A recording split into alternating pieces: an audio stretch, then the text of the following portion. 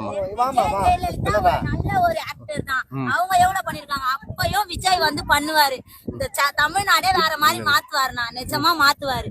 26 விஜய் தான். விஜய் தான். யாரும் இல்ல. டிஎம்கே ஏடிஎம்கே அதெல்லாம் இல்ல. டிவிகே தான். டிவிகே தான். டிவிகேக்கு நீங்க ஓட்டு போடுவீங்க. இப்ப விஜய் வந்து அவர் தொகுதியில கண்டிப்பா ஜெயிச்சிருவாரு.